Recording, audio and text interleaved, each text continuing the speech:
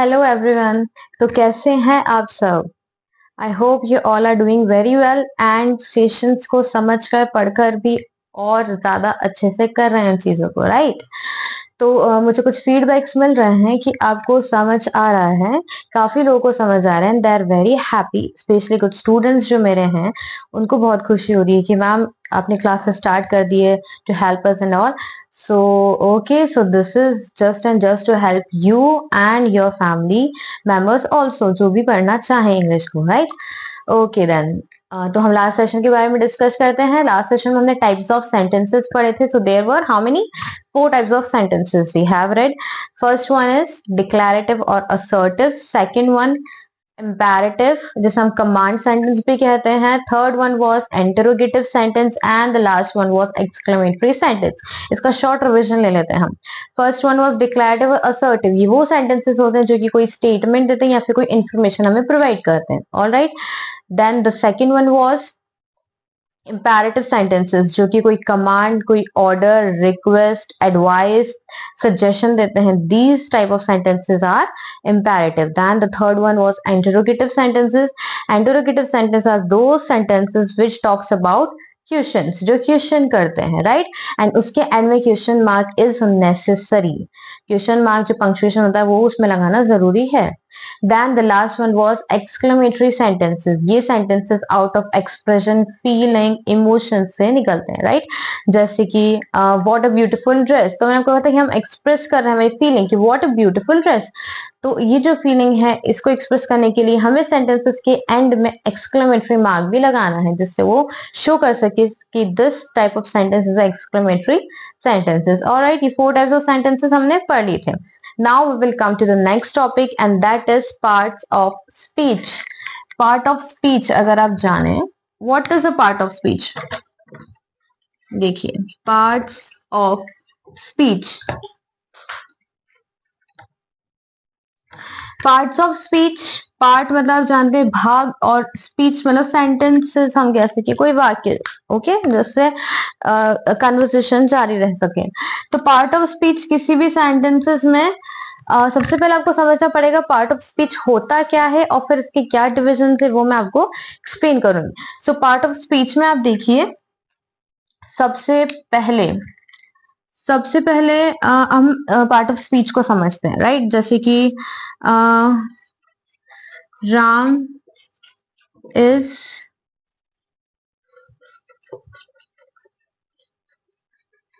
Playing chess with his father. Okay, ये हमारा sentence है। Ram is playing chess with his father. तो राम अपने फादर के साथ चेस खेल रहा है, राइट? अब इसमें आप देखेंगे राम, राम क्या होता है? Ram is a noun. Okay, ये सारी डिटेल हम समझेंगे कि क्या है, बट मैं आपको जस्ट बता रही हूँ Ram is a noun. Is a helping verb. Is helping verb होता है। प्ले वर्ब होता है। Chess is again a noun. Then with is a preposition. Okay, then his हम कहेंगे adjective है। and the last father is again a noun.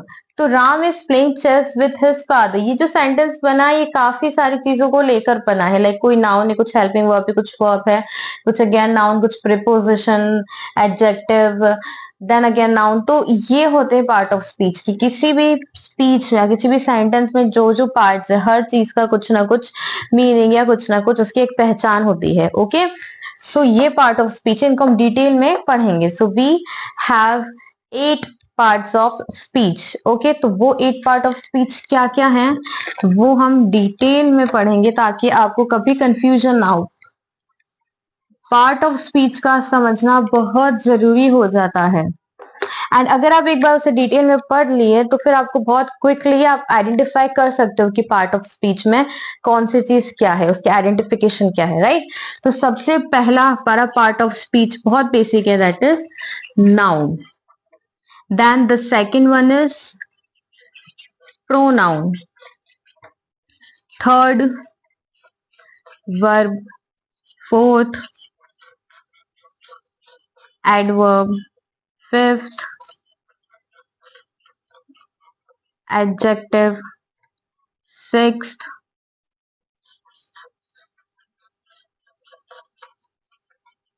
conjunction, seventh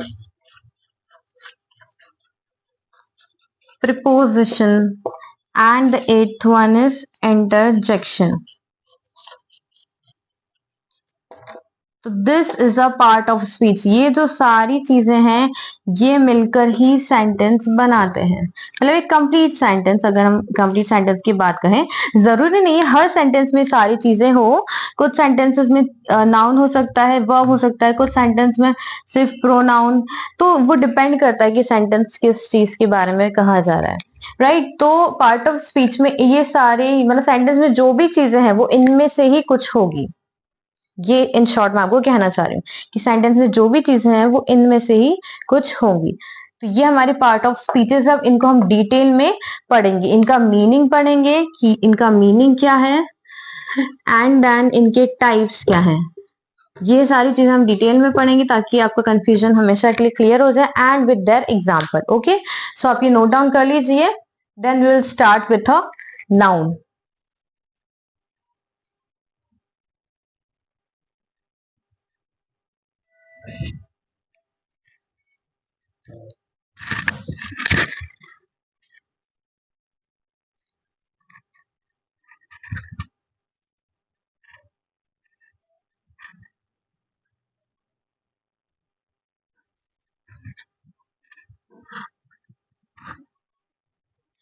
Okay, then coming back to the first part, and that is noun. देखिए, I hope अगर second class के बच्चों से भी पूछा जाए नाउन क्या है तो वो जानता है। नाउन सभी जानते हैं नाउन होता क्या है। Noun is everything we can say, जैसे मार्कर, बोर्ड, मेरा नाम, जिस शहर में आप रह रहे हैं उसका नाम, मैक्सिमम चीजें जो कि आप टच कर सकते हैं, फील कर सकते हैं, इवन फील भी कर सकते हैं, that is also a noun. Okay, अब जैसे देखिए आप जनरली एंड बेसिक जो नाउन की डेफिनेशन है वो क्या है। Noun is a name of a person, place, thing, animal, और अगर हम कहें तो फीलिंग भी ऐड कर सकते हैं, that is also a noun. वो टाइप ऑफ नाउन में आप समझ सकते हैं। ओके, तो नाउन क्या है। Noun refers to a person, place, thing, animal और फीलिंग, दैट इज नाउन। ठीक है, बहुत बेसिक, बहुत इजी है। अगर एक एक चीज का हम एग्जाम्पल लेके देखें, ठीक है, तो नेम की अगर हम बात करें, एग्जाम्पल में लीजिए आप नेम। ओके, तो राइट, मेरे चैनल का नाम क्या है आप जानते हैं, इंग्लिश ट्विटर प्रियंका खंडेलवाल। तो अगर आप मेरा ही नेम ले लीजिए, प्रियंका, सो this name is also a noun.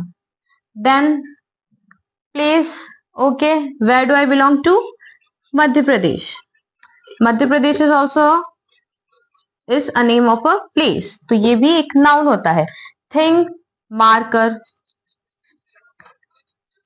okay, whiteboard,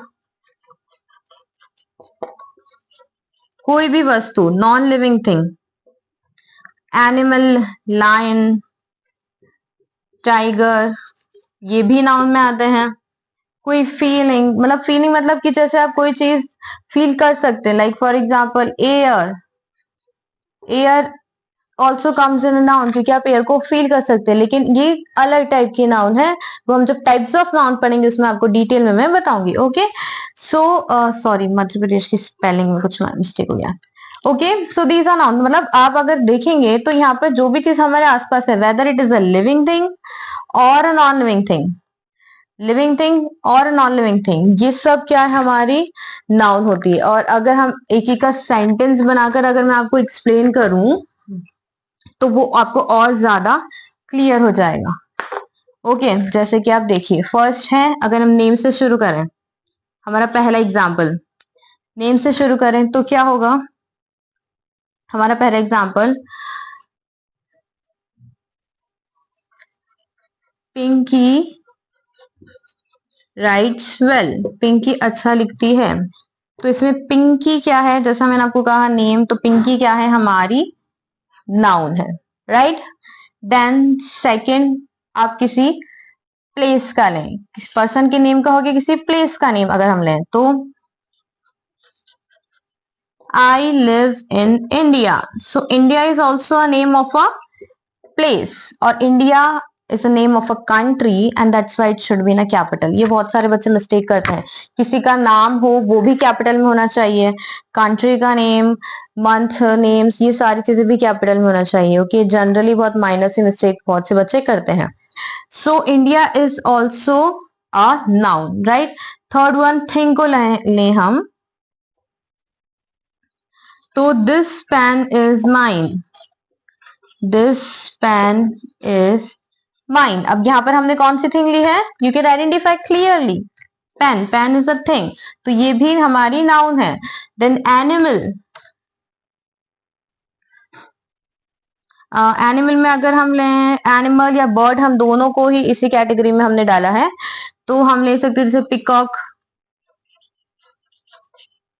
peacock is a national bird, आप जानते हैं ये, राइट। तो पिकॉक एक नेशनल बर्ड है, so peacock is also a noun.